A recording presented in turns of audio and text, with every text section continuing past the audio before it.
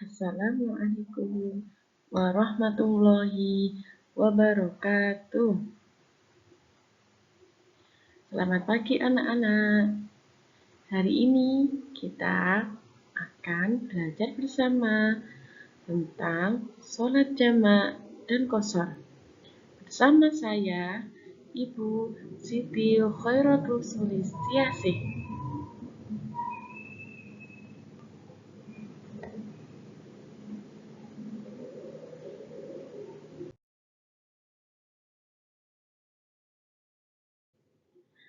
Anak-anak, hari ini kita akan belajar tentang sholat jamak dan qashar. Apa tujuannya? Agar setelah mempelajari materi ini, peserta didik diharapkan dapat 1. Memahami pengertian sholat jamak dan qashar. 2. Menyebutkan syarat-syarat diperbolehkannya sholat jamak dan qashar. 3. Menjelaskan tata cara pelaksanaan sholat jamak dan qashar.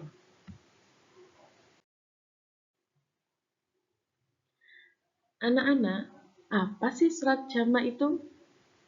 Sholat jamak adalah menggabungkan 2 sholat fardu dalam satu waktu. Jadi, nanti ada 2 sholat fardu yang mana dikerjakan dalam satu waktu. Sholat apa sajakah itu? Sholat yang bisa dijamak adalah 1. Sholat zuhur dengan asar. 2. Sholat maghrib dengan isya.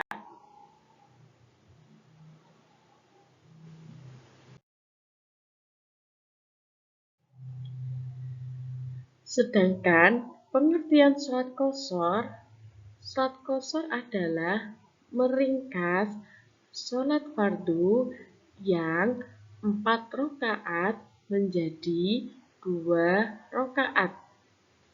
Tadi kan yang sholat yang bisa dijamak itu ada 4, zuhur, asar, sama isya. Kalau sekarang yang qashar itu ada 3, yaitu zuhur, asar, dan isya. Kenapa kok zuhur, asar, dan isya saja yang bisa diqashar? Karena 3 sholat fardu itu memiliki 4 rakaat. Nah, sholat fardu yang bisa diqashar itu adalah sholat fardu yang hanya memiliki 4 rakaat. Kurang dari 4 rakaat itu tidak bisa diqashar.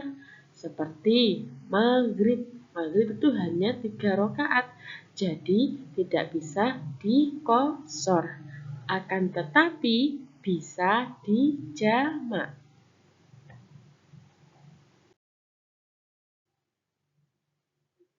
Anak-anak, sebelum kita melakukan sholat jamak dan qashar, kita harus mengetahui apa sih syarat-syaratnya sholat jamak dan qashar. Yang pertama, perjalanan. Pelaku harus dalam perjalanan sejauh minimal 81 km. Jadi, seorang muslim itu harus dalam keadaan musafir atau perjalanan yang mana jaraknya minimal itu adalah 81 km. Syarat yang kedua itu adalah niat. Harus ada niat untuk menjamak atau mengqashar sholat. Jadi nanti ketika mau melaksanakan sholat jamak dan qashar harus ada niat terlebih dahulu. Syarat yang ketiga, tidak bermaksiat. Perjalanan yang dilakukan oleh seorang muslim itu bukan untuk tujuan maksiat.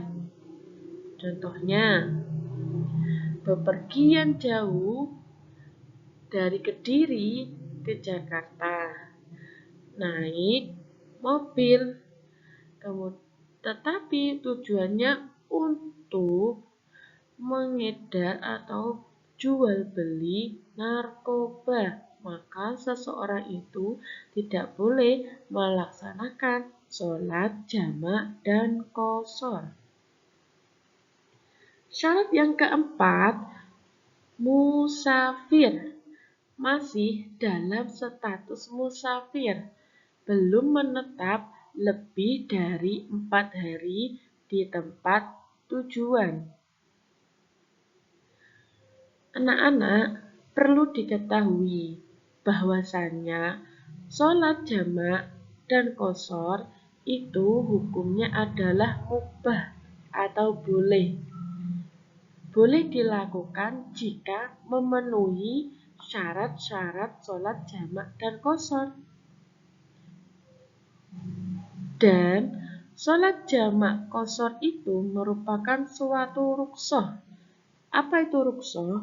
Rukhsah itu adalah keringanan. Keringanan seseorang untuk beribadah kepada Allah.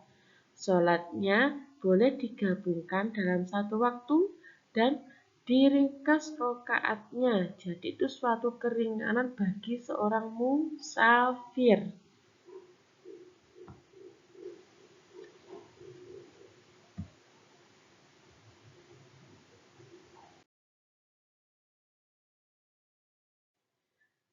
Tata cara pelaksanaan sholat jamak. Sholat jamak itu dibagi menjadi dua. Yang pertama itu adalah jamak takdim. Jamak takdim itu adalah melakukan dua sholat di waktu sholat pertama.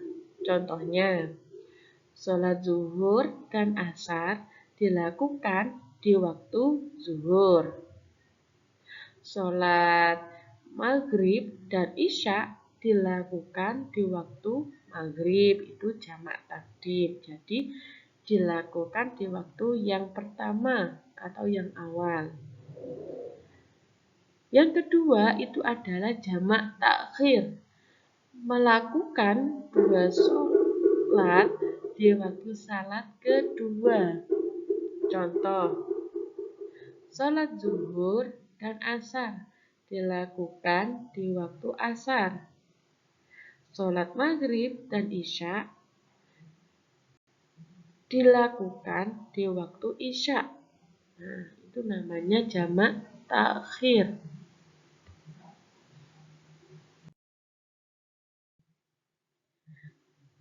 Niat sholat jamak qashar takdim zuhur dan asar. Bismillahirrahmanirrahim. Usolli fardhu zuhri rok'ataini qashran majmu'an ilaihil asru adaan lillahi ta'ala. Salat maghrib dan isya. Usolli fardhu isya'i rok'ataini qashran majmu'an illa maghribi lillahi ta'ala.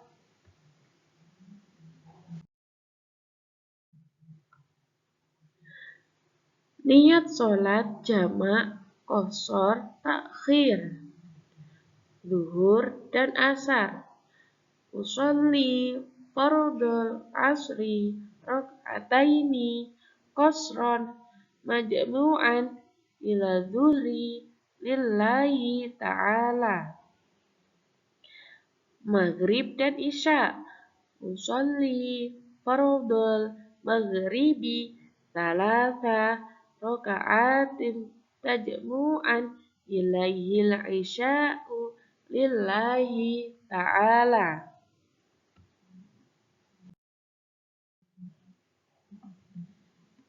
Tata cara pelaksanaan sholat qashar.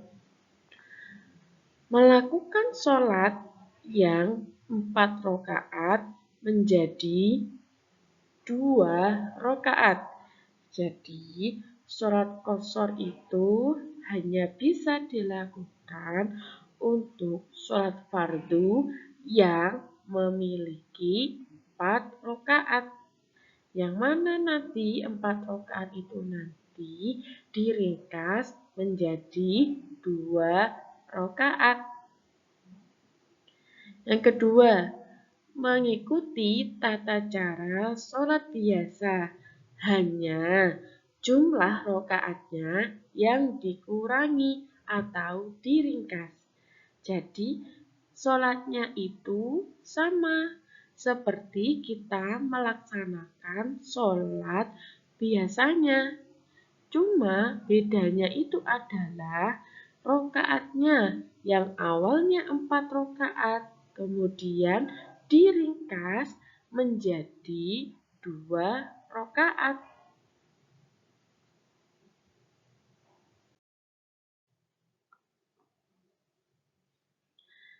Nah, anak-anak, ayo jawab 3 pertanyaan di bawah ini. Yang pertama, apa yang dimaksud dengan sholat jamak dan qashar? Ayo, apa itu? Yang kedua, sebutkan syarat-syarat melakukan sholat jamak dan qashar. Yang ketiga, bagaimana tata cara pelaksanaan sholat jamak takdim dan jamak takhir? Bisa anak-anak?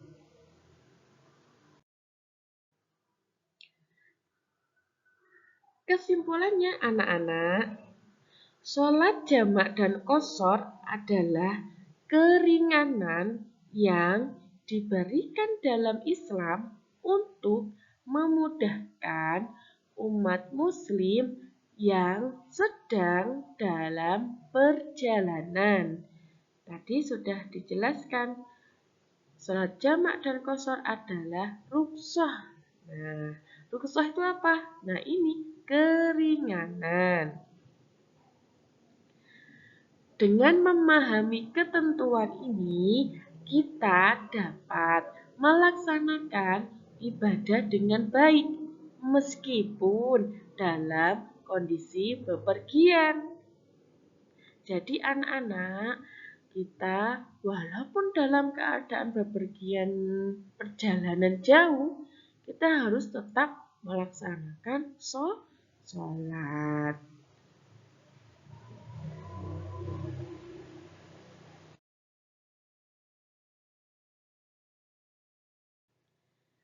Anak-anak, jangan menganggap sholat sebagai beban, karena Allah justru menjadikan sholat bagi kita untuk meringankan beban. Apapun itu keadaan kita, walaupun di mana kita tetap harus melaksanakan sholat fardu. Karena dengan kita melaksanakan sholat fardu itu, maka sholat fardu itu dapat meringankan beban kita kelak nanti di akhirat. Karena sholat itu adalah tiang agama. Terima kasih anak-anak. Semoga ilmu kita hari ini bisa bermanfaat dan barokah di dunia hatta akhirah. Wassalamualaikum.